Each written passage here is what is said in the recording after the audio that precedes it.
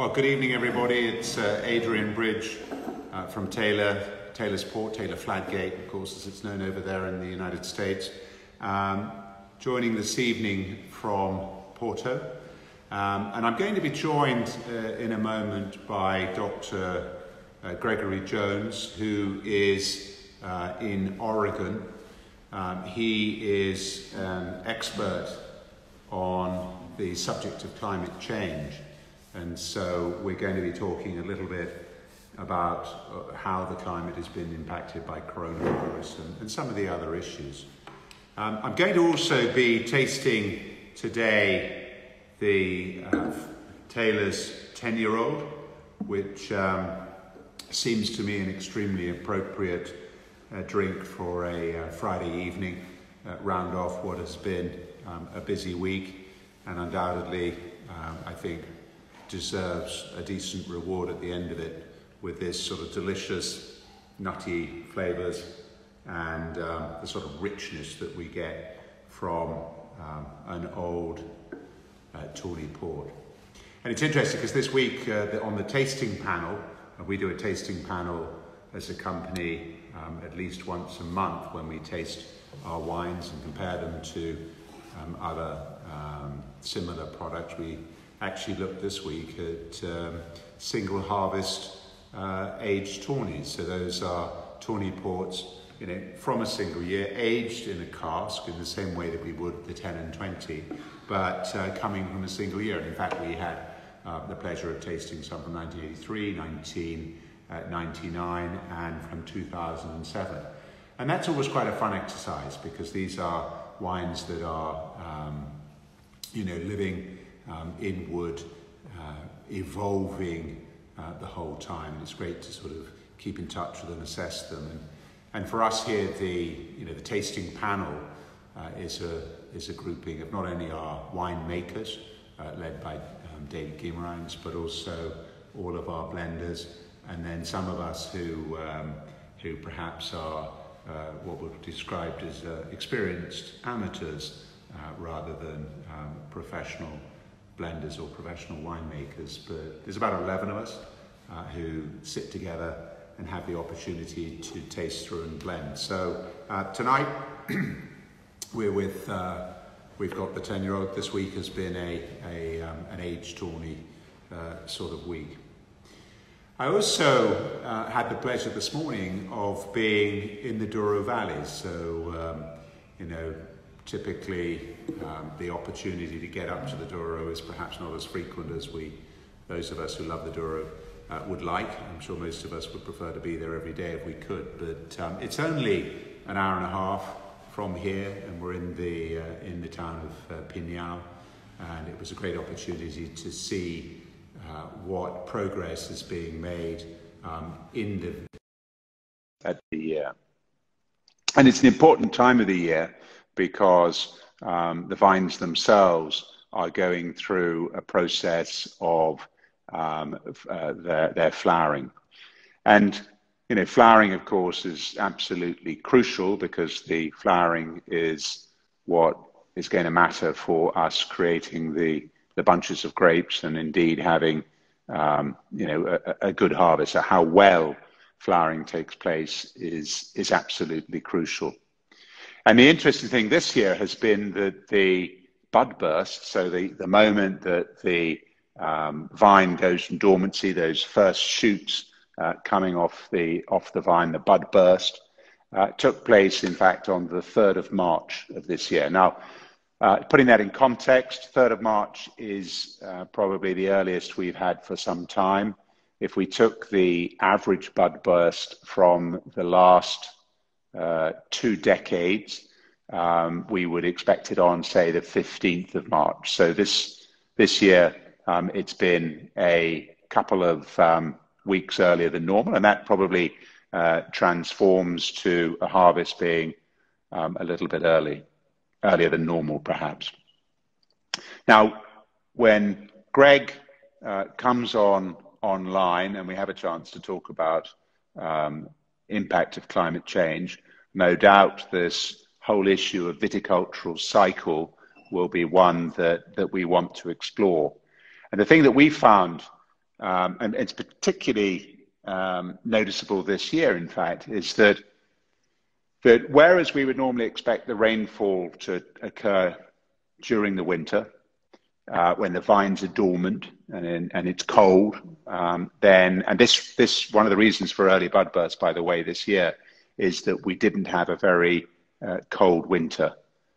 So that lack of cold essentially stopped the vines completely closing down, and meant that that they came into the new growing cycle earlier than normal. But the other thing that we've noticed has been that the rainfall is perhaps happening a little bit later. So not happening in the winter when everything's dormant, happening now when the plant is in a growth mode. And that provides, some pretty interesting challenges for the viticultural team, because, to put it in context, what we've seen this year with the early bud burst and now the flowering, and climatic conditions where we're getting rain, but we get one day of rain, one day of sun, has caused perfect conditions for mildew. Now, mildew is not something anybody wants in their vineyard. The problem with mildew, particularly when you have these flowers, and a vine flower is incredibly delicate, so very vulnerable to mildew. And if mildew attacks, then what will happen is you're going to lose a lot of production. And it's probably fair to say that the climatic conditions of, rain, sun, that's happened over the last 2 weeks has probably had an impact in somewhere in the region of a reduction of about 10% of the potential for the 2020 harvest. So this just tries to give you a sense of how the natural cycle of the vine is being affected by climate change. Rain happening at a different time is producing other challenges. The implication being that as a result, the vines are going to produce a lower crop because they have this potential of being infected. And indeed, as we look at the weather forecast for the next couple of weeks, we would probably anticipate that this pattern of rain and sun will continue. And, the Douro Valley is vulnerable to losing another 10, 15, 20% of this year's crop, because as the vineyards are coming, not all vineyards come into flower at the same time. You're going to get more action closer to the river. And then as time moves on, it kind of moves up the hillside. Remember, in the Douro Valley, we've got around 1,000 foot from the lower vineyards to the upper vineyards. So that's normally a natural process of about 2 weeks between when one is ready and the next is ready. And so if we have what we expect in the next week or two, there's tremendous risk in the Douro. And I think what has happened with this whole coronavirus, where everything is shut down, all of our customers around the world have often ceased to trade at the moment, is that there's a lot of uncertainty. And I think what we're trying to do, along with other members of the port trade, is to help create certainty and confidence for our farmers by, in fact, giving an idea of what's going to happen in the coming harvest. Now, I've given a very long introduction there because our connections to Oregon were taking a little bit of time to patch in, but I am delighted to say that Dr. Greg Jones, an expert in the climate, is joining us. He's online. And Greg, welcome to this conversation. Welcome to, what's that you've got there?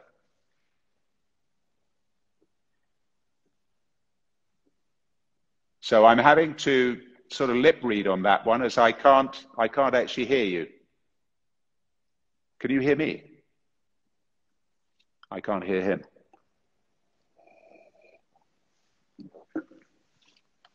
Greg, you can hear me? I can't hear you.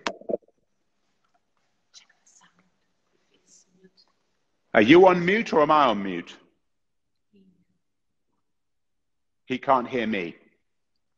Can anybody else hear me? Yeah.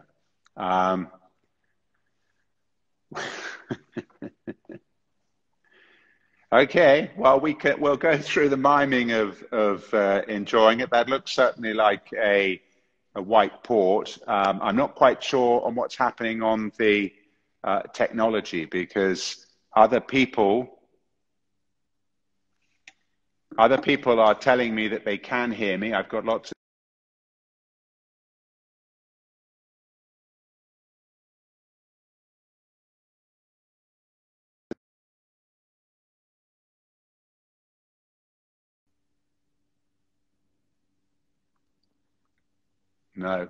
No, you can't hear.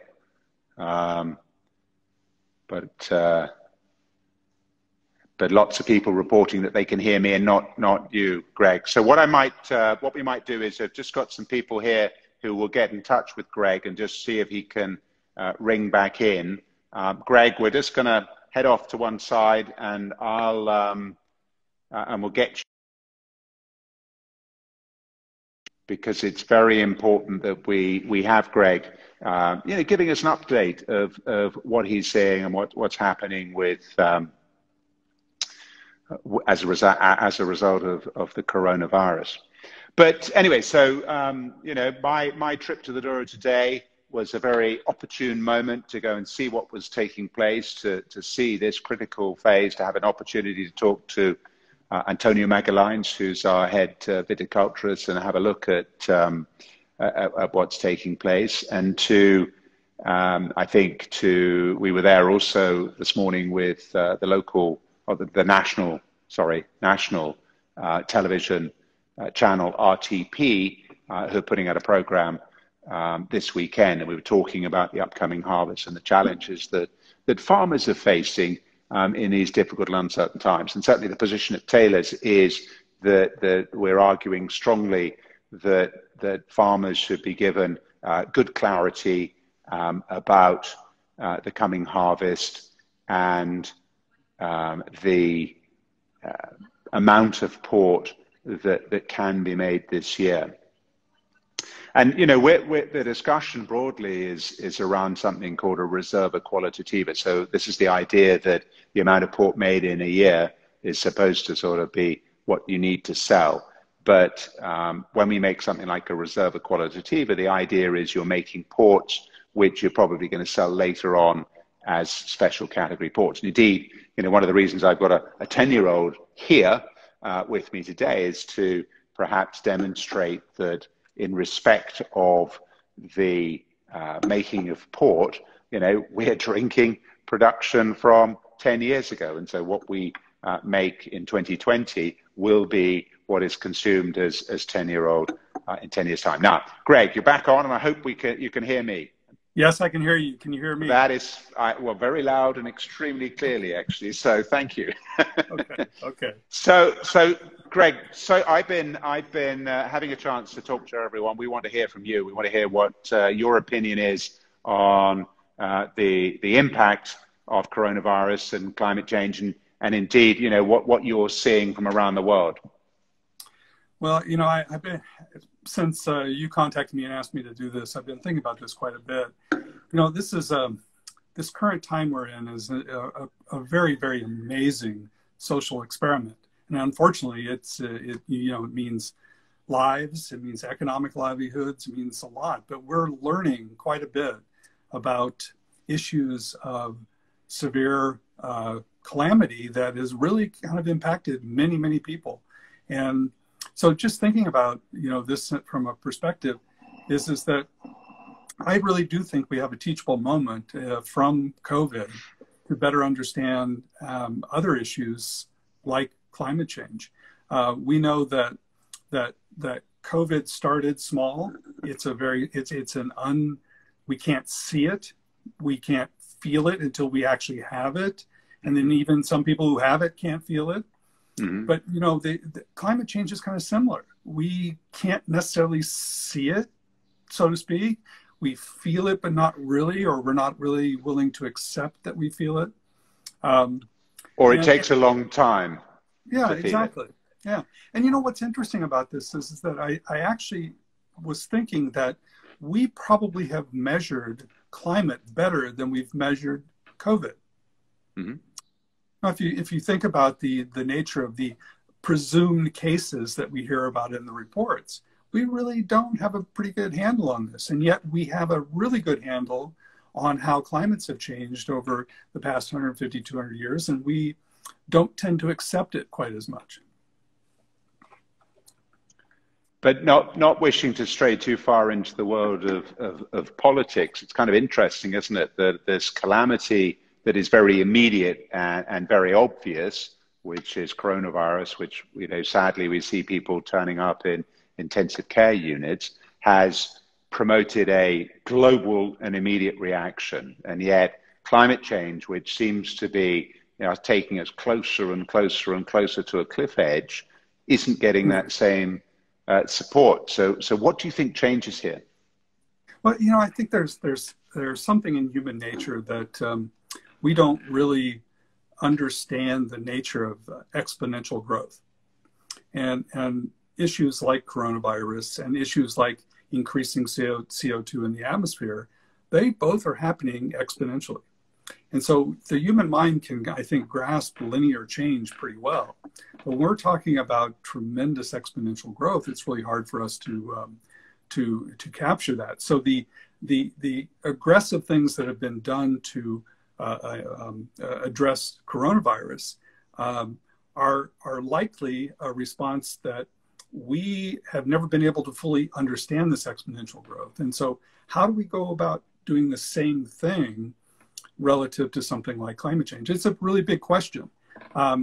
We do know that preparation, flexibility are really the key in understanding all of this. But we also need to understand kind of issues of complacency in the political system and the economic system. You could see from coronavirus, whether it be in my own country or others, that the response was a little bit complacent. And then once the response became aggressive, we saw results. And, you know, the attitudes toward coronavirus that happened early are kind of what we've seen for years with climate change. And what are you anticipating? I mean, a lot of us have seen, you know, charts with, you know, the images of perhaps nitrogen dioxide, which is coming out of cars over cities, which clouds of that, which have completely disappeared. I mean, does this just come back when everyone comes back, or is there going to be a change of attitude, do you think? Well, it's a good question. I mean, the observations clearly have shown that pollution in major cities has gone down tremendously. Matter of fact, everything from small particulate matter all the way through nitrogen, ozone, everything is altered pretty rapidly. But the result is that we had to reduce our consumption of fuels and our activities as humans. Mm-hmm. And only through both of those do we end up having this benefit. So once all of this, we get back to some semblance of normalcy, people will, I think, go right back into their ways unless we have some mechanisms that I don't want to say clamp it down, but at least put in place the kind of laws or processes by which we can operate in a cleaner environment. But it's kind of interesting because we're seeing this balance for many people teleworking and you know, they're not spending their time commuting. They're actually, in many cases, being more productive because they're able to work from home. For many, it's taken a learning of new ways to do things. But now people have kind of got into that rhythm that's almost, they're going to, when they go back to the office, they're going to go, oh, well, we're not quite as productive as we were, and I'm losing all this time on commuting. So do you think that the grassroots might end up changing this? I think there's definitely going to be some of that. Even in my field in academia, there will be some of that. The the backlash I think that we will see comes from the areas of society where human interaction are really important. Many of my students, while they love the freedom and ease of an online learning environment, really miss the interaction between professor and students in a learning interaction. environment. So there's an awful lot of that, I think, that will happen in some areas, but there will definitely be some benefits. And, you know, we will probably see wholesale changes in economic systems because of it. And I think it's probably time. So this was a nice little way in which we potentially could jumpstart something we probably should have been doing many years ago. Yeah. Although, I mean, it's very interesting, your point of, you know, that interaction, not just between professor and student, but between students learning from each other. And so much of business and life comes from this interaction between other humans. It's the small things that add up to enrichment of our overall life. So in a sense, surely, you know, we want to keep the best of that, which is to have enough contact, whilst at the same time, perhaps learning new ways to do things that minimize the environmental impact if we can. Sure. You know, I just got to thinking about something that I know that climate science will address in the coming months, but back in early February, after the warmest January on record globally, many of the scientific agencies out there came out with their projections saying that 2020 would likely had a 70% chance of being the warmest year on record, and a 99% chance of being a top 5 warmest year on record. So, you know, something that could be really interesting from this is what happens in the next 6-8 months or by the end of the year. Is that projection that we saw in February, does it hold given everything that we've done in terms of reducing travel, reducing commutes to work, all of that? I think this will be a really interesting experiment. There's a kind of a parallel to this that happened back at 9/11 when you know, planes were grounded in the United States, and we saw the reduction of contrails in the atmosphere. Therefore, we saw a different radiative balance occurring. And so I'm really curious to see how this plays out in that kind of record of our data. Now, tell me, if you know what's not been emitted essentially, which is positive for the environment now, that is a benefit that we can kind of bank. So in other words, there's 2 months of being closed down has actually helped and means that we start from a lower point. Is that correct? Well, yeah, I think it will, but it'll be curious to see what that level is.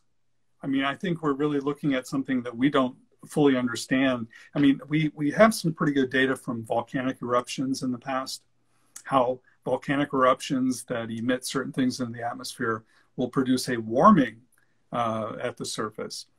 And so we have some sense of that, but this downturn, let's say we have, you know, 3, 4, 5, 6 months of economic downturn that produces less emissions, then likely there will be some response. The question is it a fraction of a degree? Is it almost nothing?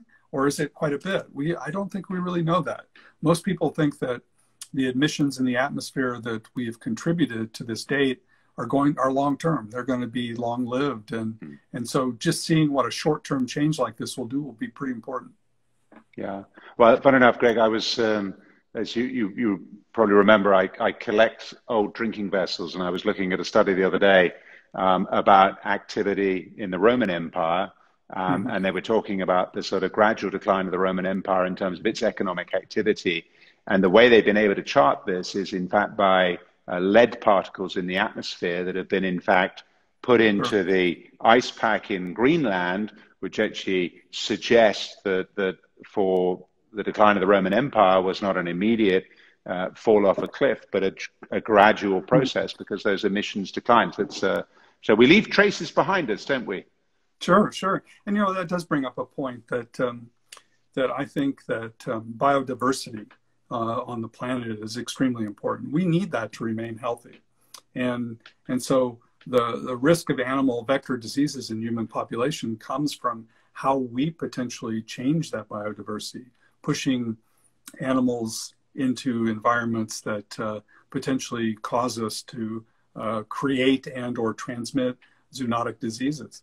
I mean, I think it's a really important issue. So maintaining biodiversity at the global level is really an important issue. We need to invest in nature as best we can and do things that are much more green in terms of our management of that. And presumably that means in a vineyard context, as we bring it down to an individual property, it means that avoiding monoculture, establishing areas where there is capacity for other elements of nature to thrive, rather than getting stuck in this cycle of this is a wine region, it's got to all be planted with vines, and that's another region, it's got to be planted with that, or whatever. Just actually keeping this good mix. Yeah, I think we need to do that with every form of agribusinesses, and have that be a mandate that that I think that we can work with. I think farmers are ready to be, I guess, willing to open their arms around alternatives of both managing the land and the biodiversity, but also how to produce crops. And the issue is that they really need support in doing so. I don't think we can just expect everybody to change and not have it be something that has zero impact. So we need to be able to understand it, embrace it, and support it in ways that allow people to make a transition.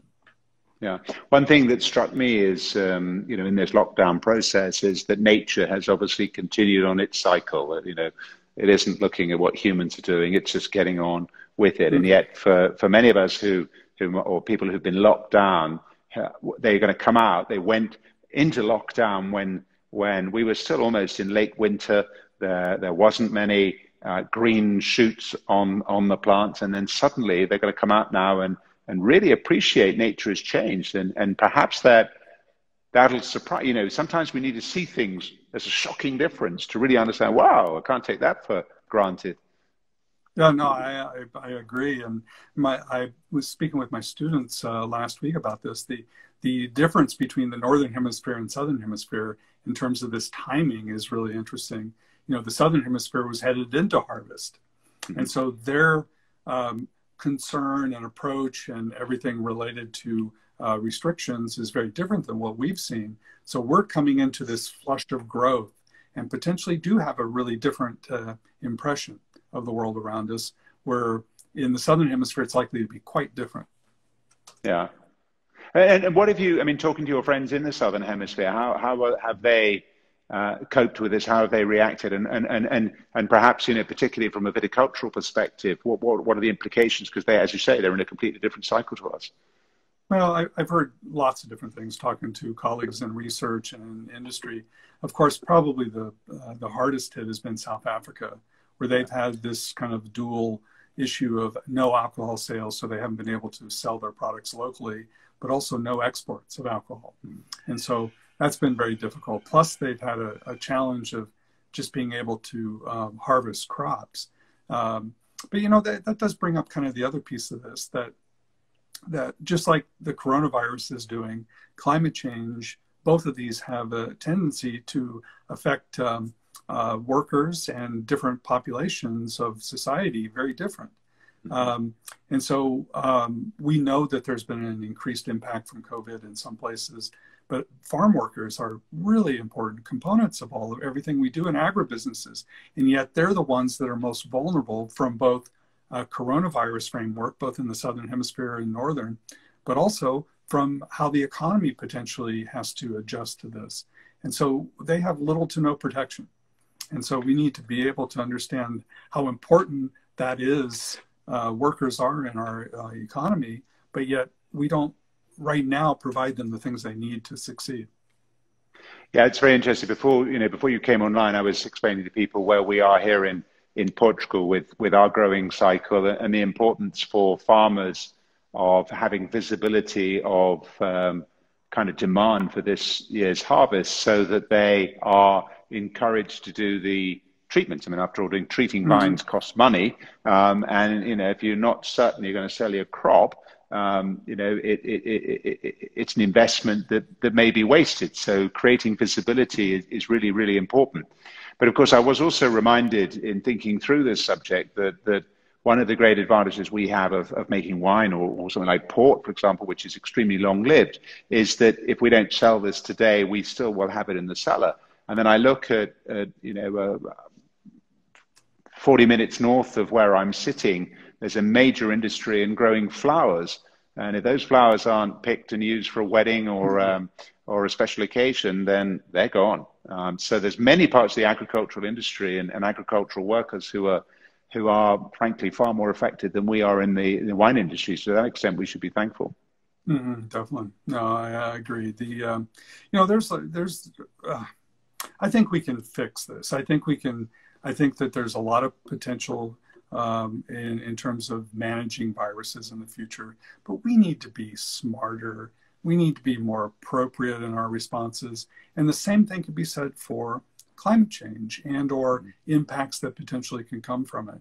If we're not smart, if we don't close, I think what a lot of people call the psychological distance that occurs within climate change, the idea that if you don't see it or feel it, you're not going to act to it, and it's not in my backyard. We need to be smarter relative to all of that, and then have not only science but governments work together to produce appropriate responses that don't leave us vulnerable in situations like the coronavirus. Yeah, I mean, my sense in running a business is that we were all running incredibly fast and dealing with the immediate, dealing with the now.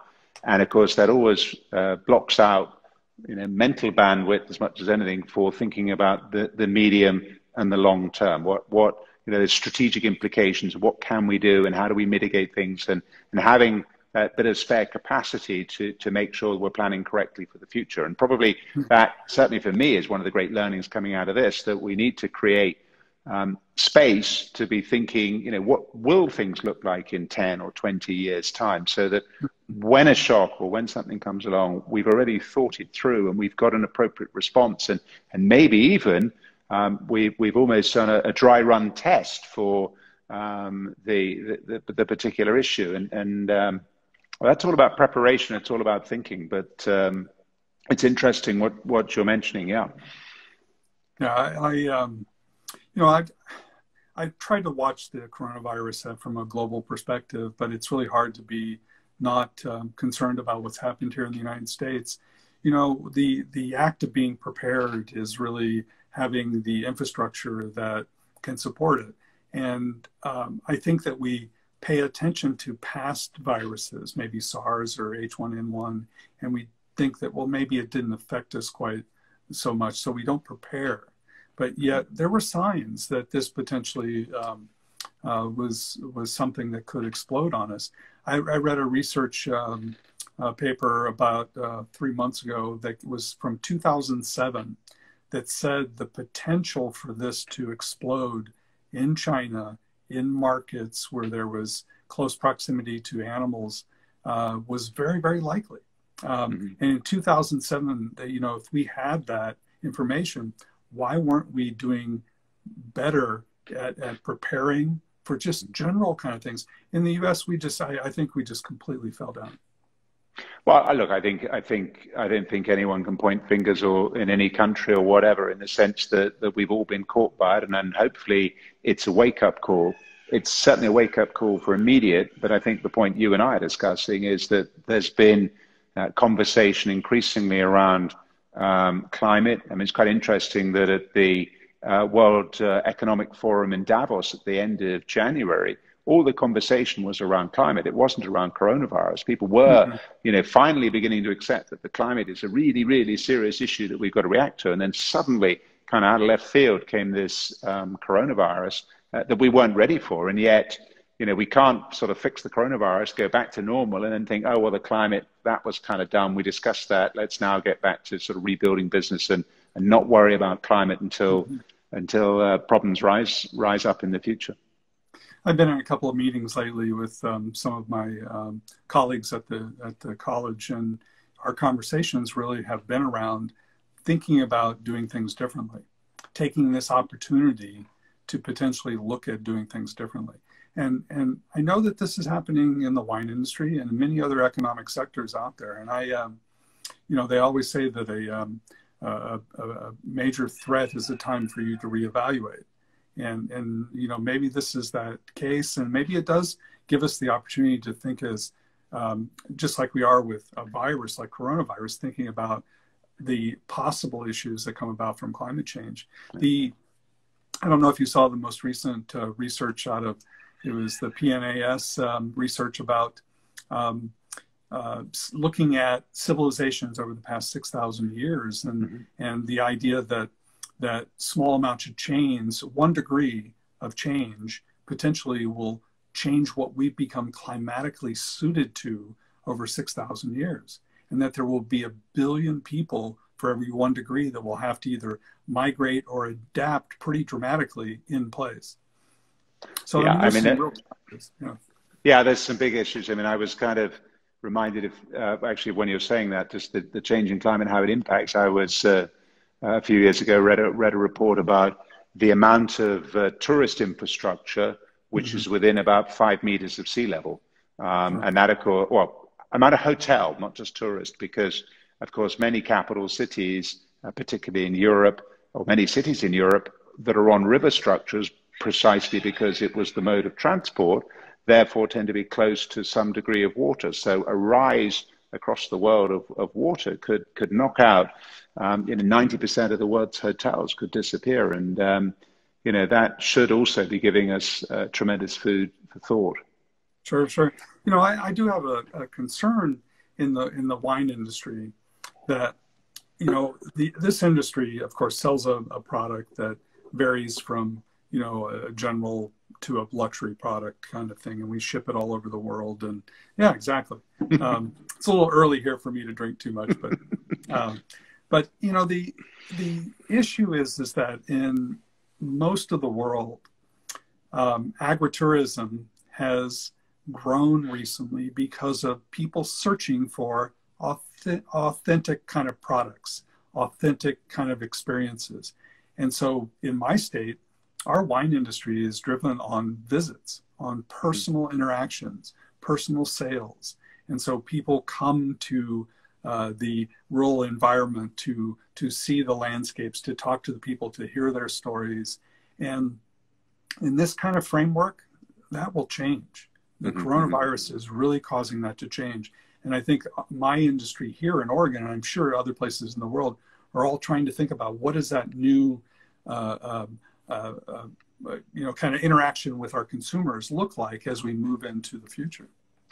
But at the same time, I think that's probably what coronavirus has taught us, is that some of the travel we were doing can be replaced because we've been efficiently able to communicate using technology, and some of the travel which we need for our for the top end, if you like, of Maslow's hierarchy of needs, for that self-actualization, to go out, to learn, to experience, to interact.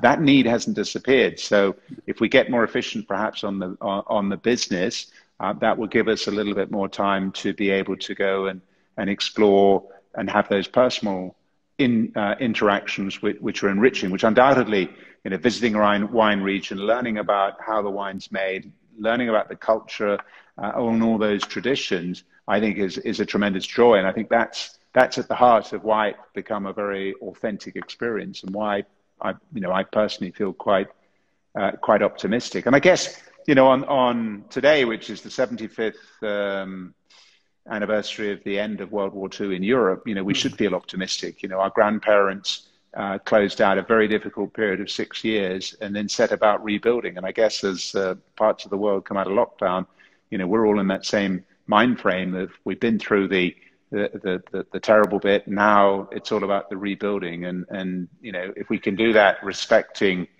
climate change and actually learn from what's taken place, then probably the world's going to be a better place. No, I totally agree.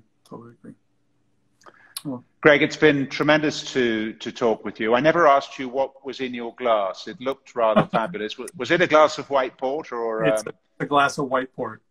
That is tremendous. Well, that's probably extremely appropriate. Let me raise a toast to you. Thank you so much for coming on this talk. Thank you so much for all the work you're doing with wineries and climate change, because you are helping us understand, to learn and to grow, and to help us do the right thing. So your work is extremely valuable. Thank you so much indeed. Well, thank you, Adrian. I really appreciate it. And you too, being a part of the Porto Protocol and bringing that whole framework to the industry and to the world is extremely important. So cheers to you. And we can all contribute. Thank you so much. Thank you. Take care. Cheers.